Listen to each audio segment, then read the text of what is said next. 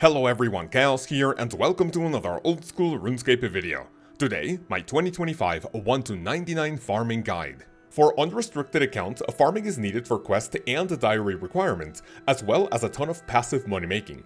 For irons though, you literally cannot play without this skill unless you are one of those masochistic snowflake accounts, since the amount of resources you get from the skill is just massive.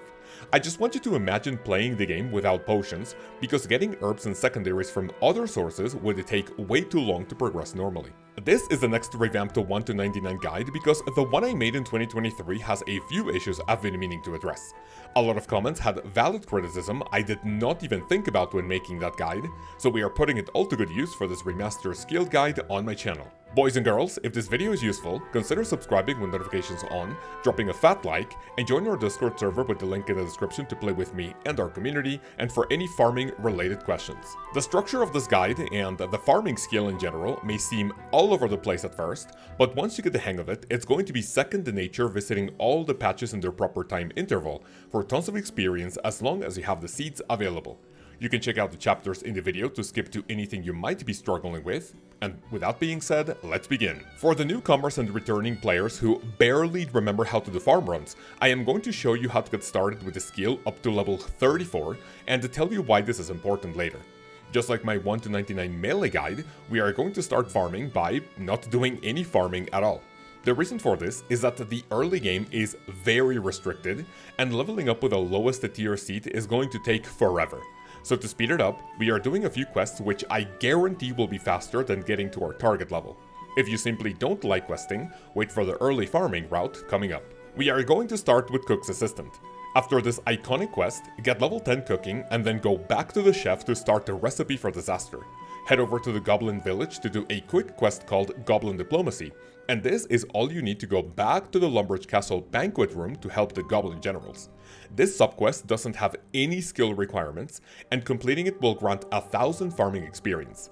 This doesn't sound like a lot, but will come in very clutch later on. If you remember my Iron Tips video, we are following the same route for one of the tips for early questing. Do the quests Restless Ghost, Priest in Peril, Nature Spirit, and the Lost City. With a few combat, agility, and crafting levels, you have what it takes to do a quest called Fairy Tale Part 1. Not only does this grant 3,500 farming experience, but awards you with an item called the Magic Secateurs, which is pretty much mandatory for the farming skill. The last thing to do is a quest called the Garden of Death. The only requirement is level 20 farming, and guess what level we are after getting a combined 4,500 experience from the previous adventures? That's right, level 20. This quest has no monsters to defeat, and completing it will give you a whopping 10,000 experience in the farming skill. A total of 14,500 experience puts us at level 30, skipping most of the early game. If you think all of these are a concern for early game irons, I was able to do them only a few days after starting my hardcore. The final thing I'll mention for the questing segment is that if you're just not convinced to quest and would rather level up normally, I would love to experiment how long it takes to get to level 30 with early game patches and having to wait so long for the bottom tier seeds to grow. I would honestly say that this is the most important skill to level up through questing in the early game, because even skills like agility, combat, and thieving, just to mention a few, are not this bad. So please do yourself a favor and do not start the farming skill without this string of steps, which will be beneficial for later. Okay, so we are level 30 farming and we haven't even touched a single seed yet. As most of you know, the gist of the farming skill is finding patches, planting seeds, optionally paying the farmer nearby to take care of them and making sure the plant grows, and then waiting a set amount of time per type of crop to check their health, or harvesting for experience. And in case you were wondering, you do not need to stay there to see your plant grow like people were doing back when the skill first released. Let's go over early game seeds, patches you can use with minimum requirements, how to get there, and how often you can do this. If you're an iron, go to Draenor Village and click on Olivia to open her shop. Buy a bunch of cabbage and rosemary seeds. If you clean out the stock, just hop worlds to buy more and repeat.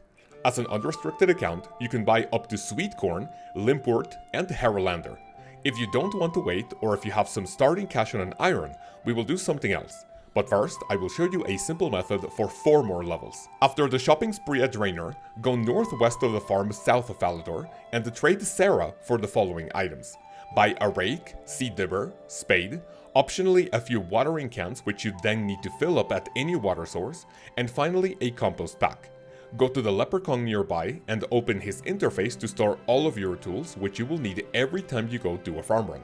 Again, as a main account, just buy this on the Grand Exchange. Before the route, I heavily recommend completing the quests Ghost Ahoy, the Client of Korend, and the Depths of Despair. Doing so will award you with the 2 items which are crucial for early game farming to go a little quicker. The first is an ectophile, which will take you north of Port Vesmatis, and the second one is the Karet's Memoirs with the ability to teleport you to Host Sidious. If you don't want to do these quests, simply skip the locations for which you need the items for now. Finally, doing the quest to Plague City will let you teleport to Artie at level 51 magic, and to make farming go even quicker, we will get this level and a few law, water, earth, and air runes, and I'll show you the starting route. So with all of this in mind, let's actually get to some farming. If you're playing on Runelite, head over to the plugin hub and download a plugin called the Time Tracker Reminder. Along with the default Time Tracker plugin, we will use both of these to remind us when our crops are done, so you can do another one as soon as those are ready. Ideally, you should be doing this every 80 minutes, since that's how long it takes for herbs to grow, and it's better to take care of all of the crops in a single run, rather than doing multiple trips for individual patches. Okay, this is Kaoz from the future to remind you that if you have done or plan on doing the Barbarian Training mini-quest, getting up to the farming segment and completing it will let you plant seeds without a seed dipper as your character punches the seed through the ground, and will also let you smash plant pots automatically when going on tree runs. This is why you will see my main account not having a seed dipper in the inventory for the herb run, and why plant pots disappear from my inventory when planting trees. Grab your teleport runes and items as well as seeds for your allotment, flower, and herb patches. As an iron, we don't have any herb seeds yet, but more on that later. Teleport to Falador and then run southeast to the first patch, and trade the leprechaun for your rake, seed dipper, spade, and the buckets of compost. Clean all the patches and use the compost on each of them, followed by a seed of their respective patch. You can see which is which by right-clicking on them. Additionally, you can water the allotment and the flower patches for a lower chance for the plants to catch disease, but we will talk about this mechanic on our next run. Teleport to Camelot and run east towards Catherby. Here you'll find another patch. Trade the leprechaun to deposit your buckets, and then grab a new batch to clean the patches, add the compost, and plant your seeds. Teleport to Artie and run north to do the same. Use your ectophile to travel north of Port Vesmatis and run west to reach the next patch. For low levels, be aware of a vampire who can roam around the patch and can certainly be a threat to hardcores who AFK here. We are then going to Host Sidious, so teleport using your Karet's Memoirs and go south to another full patch of our trip. Our final stop, which is extra if you don't want to do any more quests, is a patch in Valimor. Teleport to Civitas with level 54 magic, and if you have done the quest The Twilight's Promise, either run west or to take the Quetzal and then run north. Plant your seed one final time, and then be ready to wait for a bit. After enough time has passed, follow the same route. And when you gather your crops, everything that grows from the ground or trees can be used on any leprechaun in the game to be turned into a note so you can save inventory space for your farm runs. It's hard to believe, but I've actually seen quite a few people over the years who didn't know about this and literally go back to the nearest bank to store all their supplies. When you do your next run, you will notice that some of your plants may be dead. This is because they caught disease sometime during their growth stages, and if you catch them in time and use a plant cure on them, you can actually save them and then actually harvest them on the next trip. So this is the first option to go from levels 30 to 34, which won't really take too many runs. As an unrestricted account, you can just buy seeds on the Grand Exchange, but if you want to do this a little faster on an Iron account, what I personally did on my hardcore is get level 50 in Thieving and Agility, do the Rogue's Den for the Rogue outfit, and then camp Master Farmer at the Draenor Village for a few levels, which got me an obscene amount of seeds. This is something I would do regardless of our farming training, because the Rogue's outfit will be super beneficial for other activities. Alright, time for a method I have never mentioned before, which we will be doing until levels 34 or 45. If you haven't, get yourself a POH from any estate agent in the game, or by doing the Daddy's Home mini-quest. Get an item called Bagged Plant 1 from either the Grand Exchange or the farmer in Falador Park, and then buy a bunch of watering cans which you will then have to fill up. You should take teleports to your house, a maximum of 3 watering cans, and then 24 bagged plants. Exit your house and go back in with building mode enabled. You should see some building spots around the portal. Right-click the one that says Small Plant Space 1 and pick the first option to make a small plant. For this, you will get 31 experience in both construction and farming. From the interface you will notice that you can make better plants at higher levels. The reason why we are sticking to the first option is that higher tier bagged plants are extremely expensive for the experience they provide. When the plant is created, right-click Remove, Confirm, and then keep planting the bags until you run out of them. Teleport to the bank of your choice to resupply, and do this until level 34. You won't need more than 222 bagged plants, which will run you a couple 100,000 GP, but remember this is just for us to speed up the process, and can simply continue doing the initial farm run until the next recommended level. So why do I keep mentioning level 34 farming? This is the only requirement you need to get started with the Tithe farm, and is the only method in the entire game for you to actively train the skill without having to wait for crops to grow.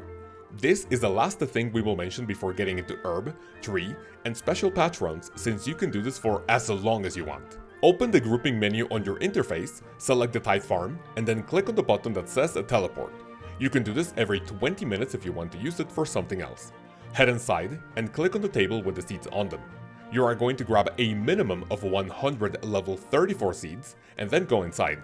Trade the leprechaun for a seed dipper, a spade, and as many watering cans as you want, leaving one free inventory space. You can drop the compost bucket since it doesn't really play a big role here. We are going to use a maximum of 5 full patches, but if you get better at this, you can plant a few extra for this to go by quicker. Follow the route I'm doing and use the seeds on a segment of the long patch, followed by manually using the watering can on the seed. We are then going to the other side to do the same by planting seeds on the patches north and south of us, and when those 8 are done, repeat on the third long patch on the right side. When you have a total of 5 long patches occupied, we are going back to the beginning, and you can now just click on the fruit to water them again. You need to water every single fruit a total of 3 times, and for the last cycle you are going to collect all the fruit. Go back to the beginning again, and repeat that entire cycle.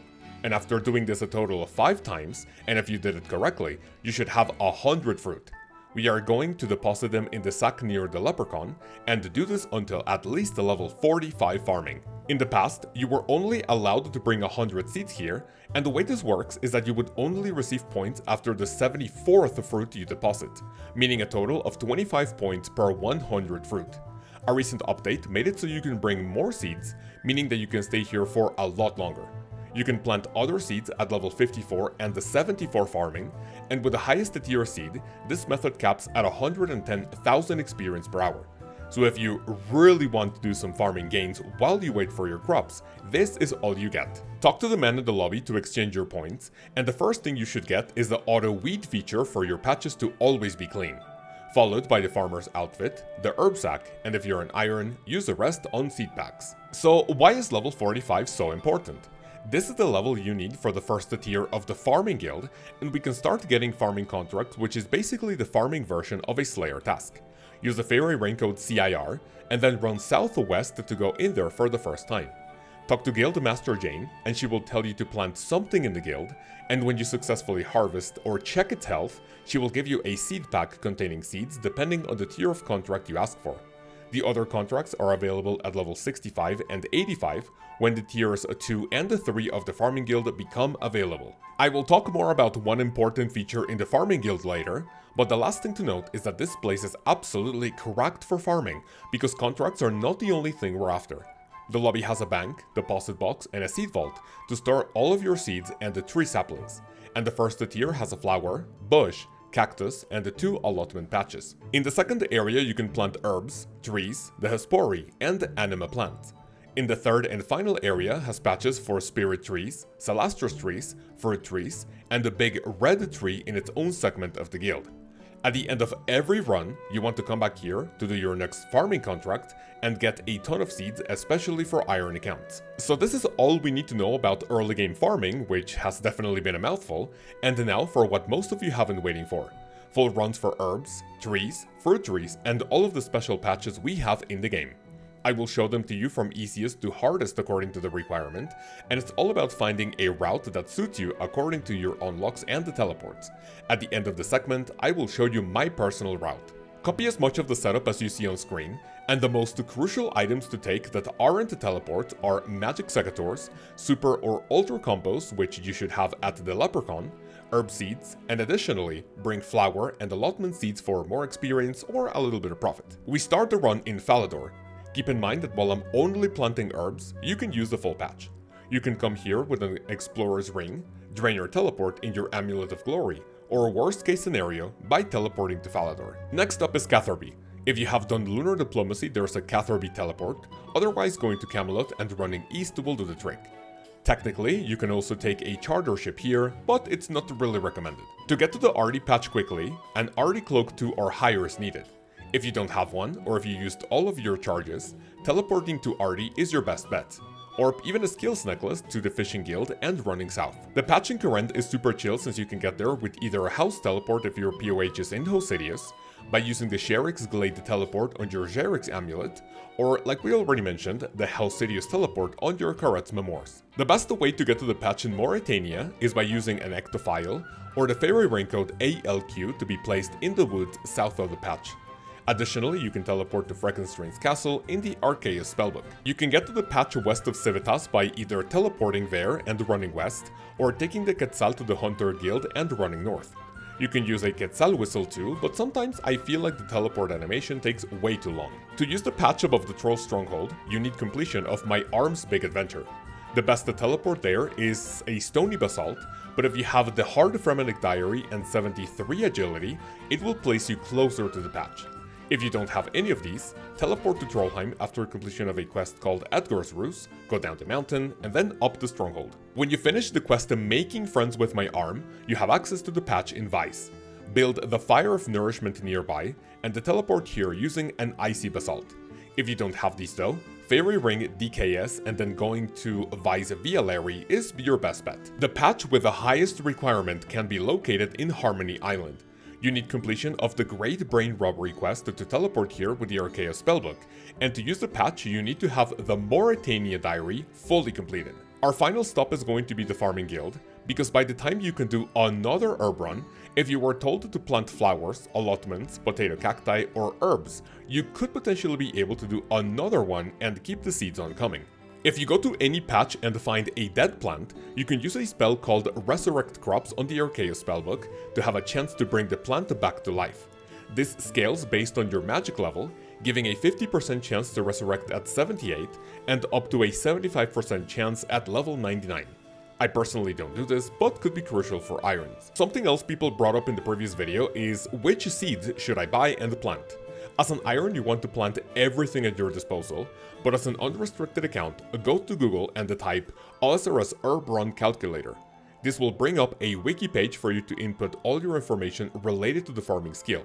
It will ask things like farming level, magic secateurs, type of compost, diaries, and much more. When you're done, it will give you an approximate profit per run, taking your farming level into account. The fact that you can't plant, let's say, Snapdragon seeds at level 62 doesn't necessarily mean it's recommended to plant one in every patch at level 62, so it would be wise to wait a few levels before planting expensive seeds. You can still do this on 4 patches however, because crops cannot catch disease after certain conditions are met.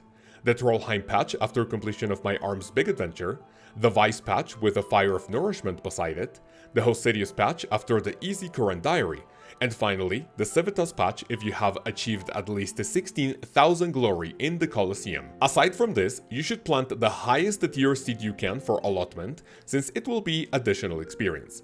And if you want to make a little bit of extra cash, stick to Limport roots since the seed is dirt cheap and can yield a ton of profit. As for my personal route, I like to visit single patches first.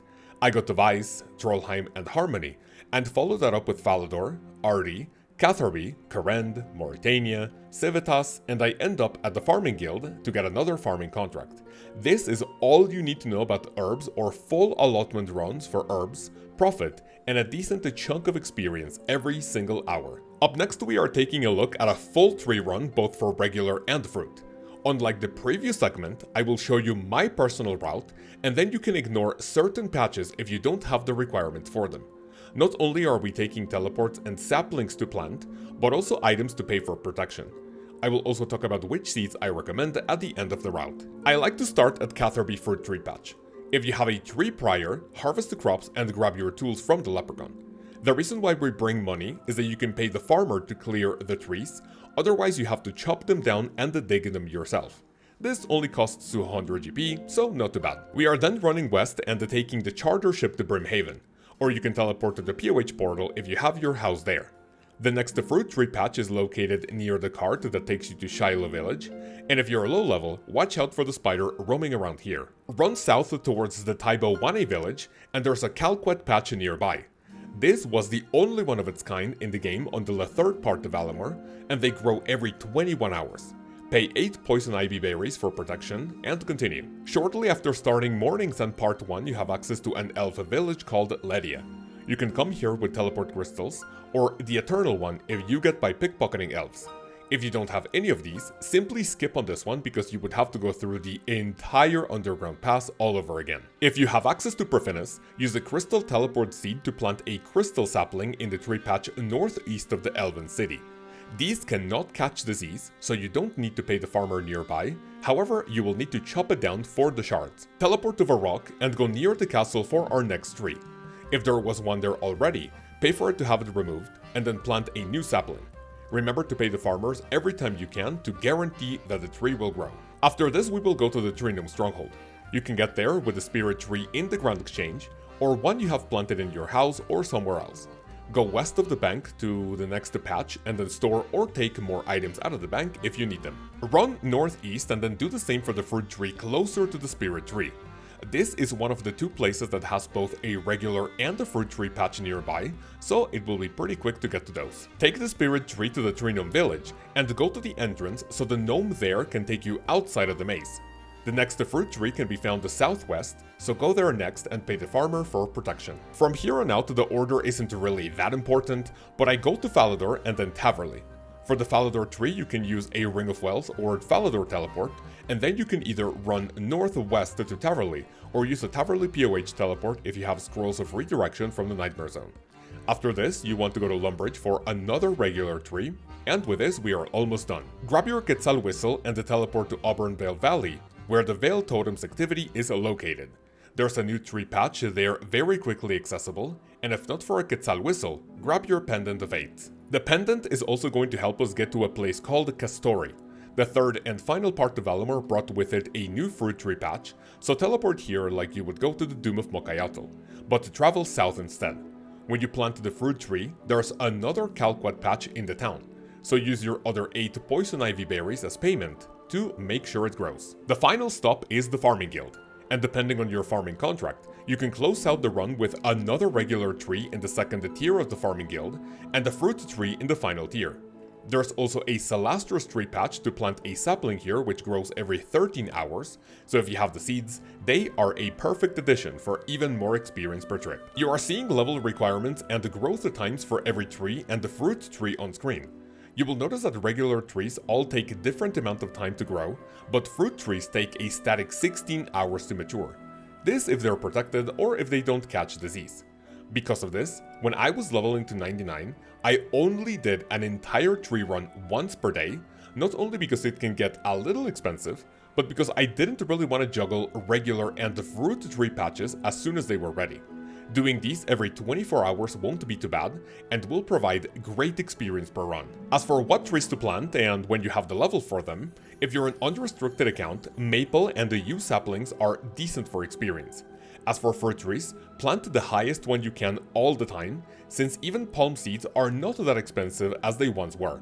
And the dragon fruit seeds should only be used if you had a ton of extra cash at your disposal. The second to last segment for the guide will be all about special patches outside herbs, flowers, allotments, and the regular as well as fruit trees you might want to do both for cash or experience. If you're an iron, it is in your best interest to do as many of these as you can to keep the supplies coming. You can use the 3 hardwood patches at Fossil Island and a new patch in the Avium Savannah near the Frog Quest in Valimor.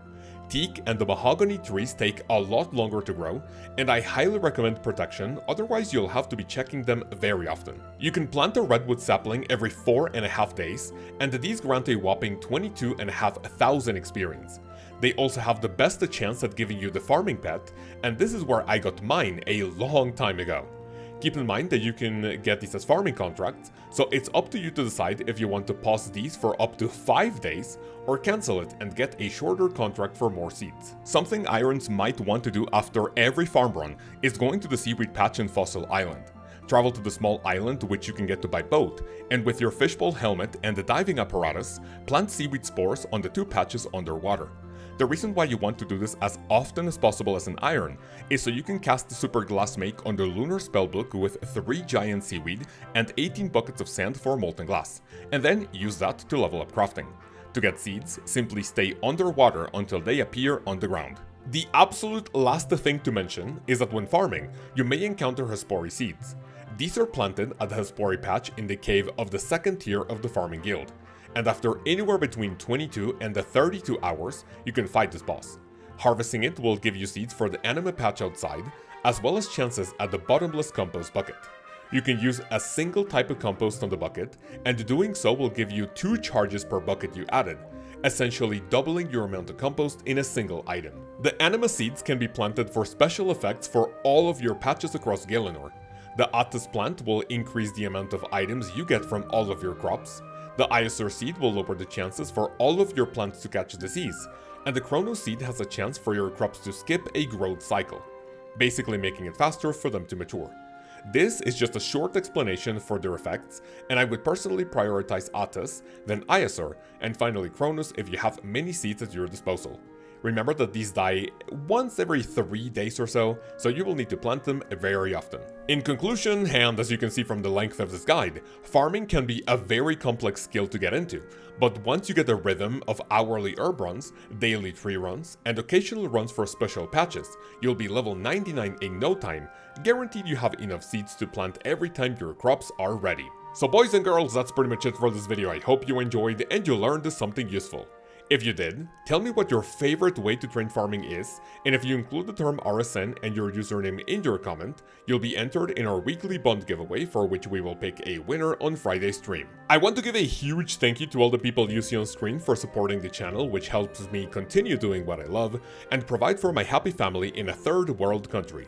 If you'd like to be a part of this list of legends, click the join button below to see all of the cool perks and rewards you can get in the videos, in the live streams, and of course in the Discord for a monthly fee. In the next one, I will bring you guys the 2025 bossing ladder after many PVM encounters added to the game since the last time we made a video like this in 2023. For now, I hope you have an amazing day, have an amazing week, and I will see you then. Peace.